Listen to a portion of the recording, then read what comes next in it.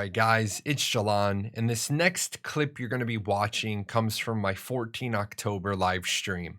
And as you guys know, when you're going live, you don't always necessarily hit all the talking points. So I want to put a disclaimer on this one. This is my opinion. This is my summation, my analysis of a lot of things that were said going on 2 years ago. The fact of the matter is this. No decision about the sale of Alpha 1 for Ashes of Creation has been made. There's not an official statement saying they're reopening Alpha 1 sales. With that said, I believe there are reasons to do it. I believe there are reasons not to do it. And this next segment is really just my rolling up my feelings about why Intrepid Studios needs to be very, very, very careful and very deliberate before they decide to reopen Alpha 1 sales, or they could very easily find themselves in the middle of a minefield. So sit back, relax, watch the whole segment, and then leave me some comments below because I'd love to talk about this. When is the next big Ashes info drop coming? Friday. Creative Director's Letter will be on Friday, and it's going to contain alpha stuff. And what I'm going to do, guys, is I'm going to actually stop this right here because I want to talk about it. I want to talk about alpha, and we're gonna input a stream marker right here, just so add stream marker with notes, and we're gonna talk about Alpha 1. I'm adding a stream marker for this one because I want to talk. So first off, I want to move back out here. I want to move back out here because I want to talk about Alpha 1, and I want to talk about the good, and I want to talk about the bad. And this is where Intrepid has walked themselves into a minefield. And the next couple of minutes is not going to be pretty. But I'm going to start with the good. I tell you guys all the time, you're going to advocate for something. You got to talk about the good. You got to talk about the bad. I want to talk about why Alpha 1 sales reopening is going to be a good thing. If Alpha 1 sales reopen, it means that they're confident in their build. It means all of the problems that they were having during Apocalypse have been resolved. And it means all of the testing with the initial 10,000 alpha testers shows that their backend is stable. I am not against them selling Alpha 1 and making more money. I am not against them reselling Alpha 1 and getting a huge marketing push. Now, I want to remind you guys, when you do a marketing push, there is the good marketing and there is the bad marketing. And what do people mean by bad marketing? Good marketing is where you spend very little and you get a very large return on investment. Bad marketing is where you spend anything and you get no return on investment, or you get a negative return on investment. So now we got to talk about the bad part of reopening Alpha 1 sales. And this is where Steven and I are friends. This is where sometimes friends got to call friends out.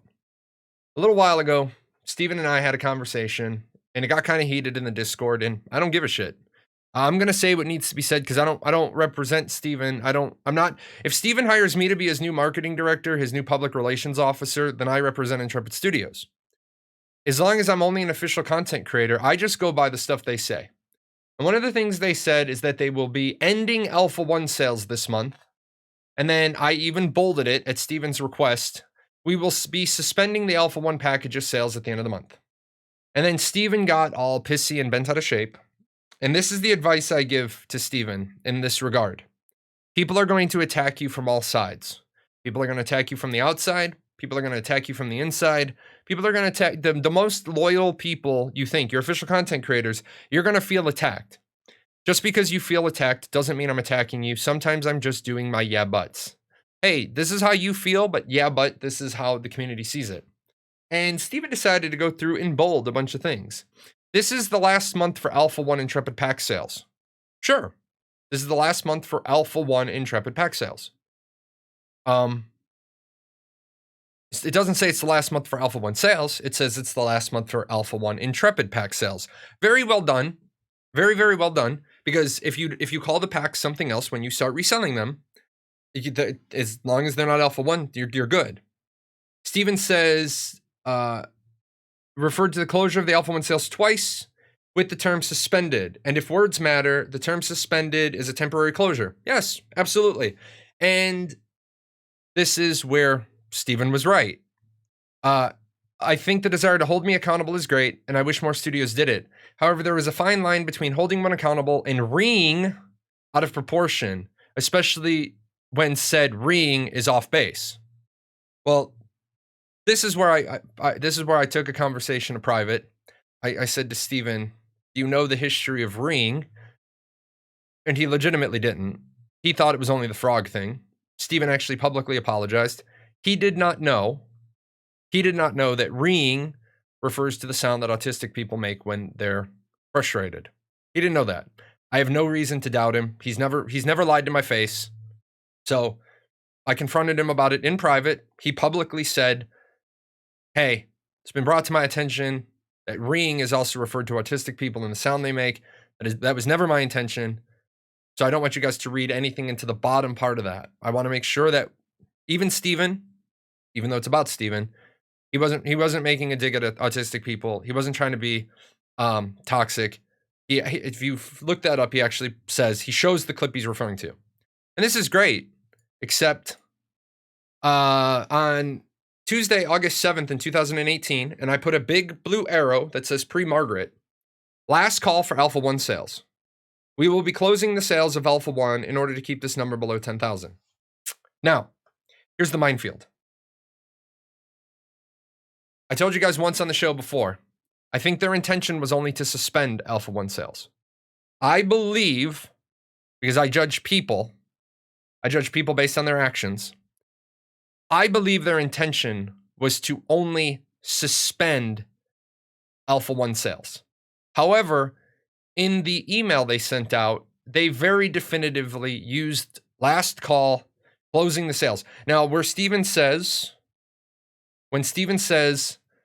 the term suspended is a temporary closure, and it absolutely is. Closing is a permanent closure. It is not temporary. When I'm closing the sales of something, and you'll notice it doesn't say closing the sales of Intrepid packs. It says closing the sales to Alpha 1. This is where it's a huge nightmare. This is where it's a huge potential minefield. And I really hope Intrepid is paying attention to this, because if they're not, they're going to get crucified. If your company is fully funded and your company is not suffering any monetary hardships, and you have enough money to run the distance, then you don't need to reopen Alpha 1 because you need the money.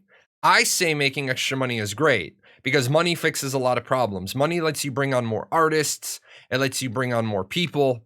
It lets you get a lot more of the things done and a lot faster. But what I'm concerned about is that Intrepid's going to jump the gun like they did before, where they said in 2018, we might monetize the BR if it's successful. And then all of a sudden, before it was successful, they monetized the BR.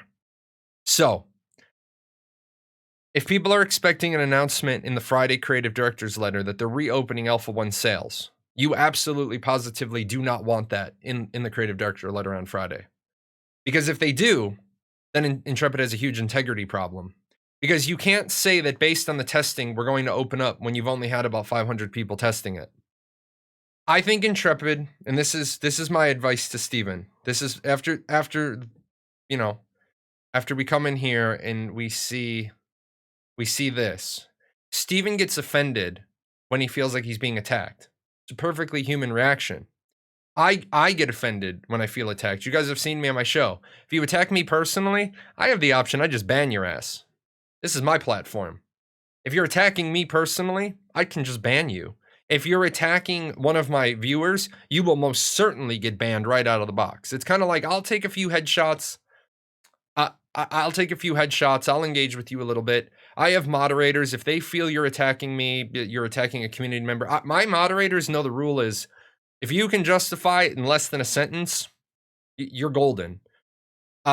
Steven needs to learn to grow as a public relations person. When Steven feels like he's confronted and he wants to get like nasty back to people, and he's gotten nasty with me before. That's fine, because I've gotten nasty with him. I can take as much as I dish, because I can dish a whole lot more than most people. But Steven needs to learn to honestly shut the fuck up and let his PR company or Margaret handle the situation. Because Margaret inherited this mess. Margaret inherited rhetoric from 3 months before she was at the company, and she gets blindsided that she doesn't know that very definitive language was used. Steven needs to listen when something gets called out, and then he just needs to be calm about it and say, let me get all the facts. Because when this happened, Steven and I were getting kind of heated with each other because he was so hung up on the fact that he used the word suspended when at the very beginning of the thought, he used the word ended. So you've got one linear thought, and he says the term suspended twice. Yeah, it was used twice in the live stream, but not in the way he thinks he's inferring. But he felt personally attacked, so he personally attacked back. It didn't work out well for him because now he's got this. It's like, great, man. It's great that you want to. We're talking about one instance. We're talking about the live stream, but now we're talking about the letter you sent out. And now what? Because if you pull up this letter from August 7, 2018, the word suspended is used exactly 0 times. So that's the thing I say. In 2018, Steven was really kind of new at public relations. He didn't have a marketing director on staff. I don't even think they had signed the contract with Critical Hit yet in 2018. They got to realize that they have to know everything they've said from the first day they said something until now. They need to be really, really careful with this minefield. And I need to be really careful with the cat light. The reason why they need to be really, really careful is if they try to sell Alpha 1 access too soon, it's going to blow up in their face. If you guys are expecting Alpha 1 sale announcements to be in the Friday letter, it's not going to be there. It shouldn't be there. It absolutely should not be there on Friday because you've tested with about 440 people is what you've said, but you have 10,000 Alpha 1 backers already. Should there be an Alpha 1 date on Friday? Yes, absolutely there should.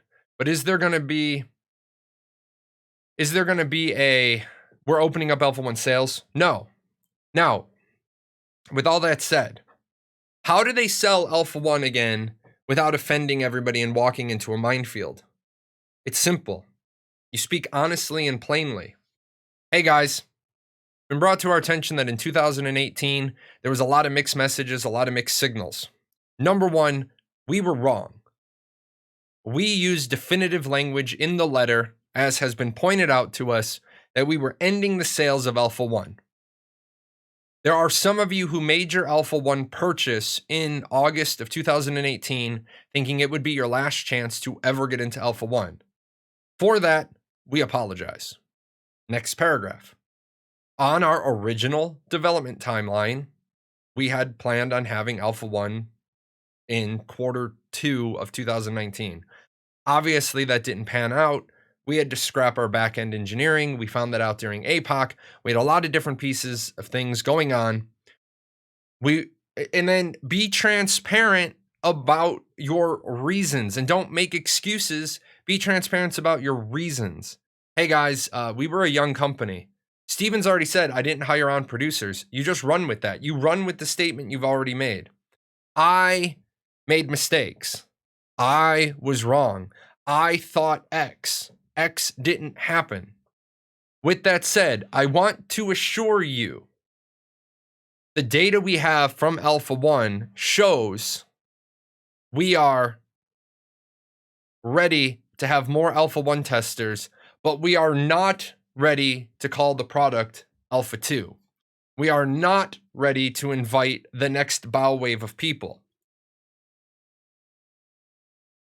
We are ready to reopen Alpha 1 sales. We do acknowledge we use definitive language. We also are acknowledging we're 10 months and 14 days past launch. We're also acknowledging we're 18 months past the original Alpha 1 window. If you do that, there is nothing anybody can hit you with. The truth is the greatest armor you can ever wear because nobody ever can hit you with the truth. Nobody can ever use the truth against you. Now, if the truth about you is negative, then it's not the truth they're using against you, it's the act. But I think if Intrepid wants to reopen Alpha 1 sales, after the last little dust up that happened about Alpha One sales, and now that the letter gets brought into it, that's definitive. You said you were ending Alpha One sales. You didn't say anything about Intrepid packs. You never used the word suspended. The problem is that it looks kind of greedy as fuck. It looks kind of EA. It looks kind of Activision. It looks kind of Blizzard. It looks kind of Gamigo, like Tryon, like Nexon, like XL Games, like Kakao. If you want to be the trendsetter in making the MMORPG genre different, you have to be different. You have to be willing to lose all of your fans. You have to be willing to give all of it up with the truth and then hope that people stand by you. But if they open up Alpha One sales in the creative director letter on Friday, then that's I'm going to be honest, that's a really big game over for Intrepid. They're going to lose big if they say in the letter on Friday they're opening up Alpha One sales. What did you guys get nasty with each other? We get nasty with each other all the time, but Steven's like my little brother. I mean, honestly, the way Steven and I fight, Steven's a very intellectual person. Steven's very passionate about his product, his company. Steven is still learning how to be a leader. Steven is a very good leader, but sometimes you got to just let the other guy talk themselves out. You got to see the guy's other argument. If you don't know what's in the entire argument coming, don't get pissed about the first things that come out of somebody's mouth. In fact, don't ever get pissed, period. Don't get angry. Arguing angry leads you to making statements that then get copy and pasted and you can never undo them. Sure, you can delete them off the Discord, but once they're copy and pasted, contrary to the belief of some people, if you delete a comment or you retract a comment, that doesn't mean you didn't make the comment. If you retract a comment, you still made the comment. So sometimes Steven gets heated. He's getting better at it. And the one thing he's getting better about is he's not ban hammering people. And let me explain ban hammering people when they're not being belligerent. If somebody is being logical in their argument and they're not being belligerent, they're not being crass, they're not being crude, they're not throwing profanity, and you ban them, that ban legitimizes their argument. You ban them because you didn't like what they were saying. Now, I don't care if they have the best argument in the world, but if they're cussing at you, they're being nasty, the tone they're taking, then fucking punt them. Because it is as much what you say as how you say it. So Steven and I box publicly. But the reason why Steven boxes with me publicly is he knows that I represent a large cross-section of the sentiment of the Ashes of Creation community. What are you still doing here? Nobody ever stays this long. This is the end screen. Well, since you're here, there's a couple other videos I think you should check out. And all those names, those are my patrons over at Patreon. I couldn't do this without them. So, big thanks to them for all their support.